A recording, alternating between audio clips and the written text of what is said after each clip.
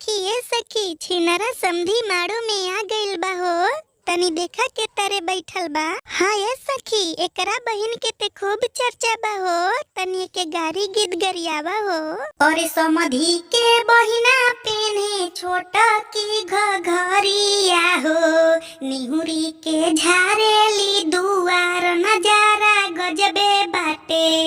Clear लौकता चार मीनार नजारा गजबे बाटे। और अंगना बहरत के गिरल बा ओढ़निया हो। झलकता भीतर के जोगाड़ नजारा गजबे बाटे। झलकता भीतर के जोगाड़ नजारा गजबे बाटे।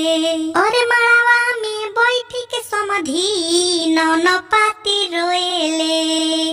माथा अपन पीटो तारे दिलया अपन टोएले। बहिनी हो गईली कैसे छिनार नजारा गजबे बाटे। झलकता देखो चार मीनार नजारा गजबे बाटे।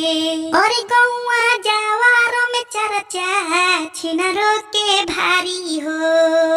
आइलो बारात लेके सुनो समधी गारी हो। नया नया खोजेली भातार नजारा गजबे बाटे। लौकता पूरा चार मीनार नजारा गजबे बाटे। और पुलिस दरोगा इनके सारा लोगवा जानेला। नेता विधायक सगरो छिनरी के मानेला।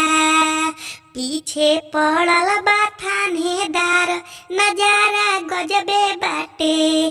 क्लियर लौकता चार मीनार नजारा गजबे बाटे।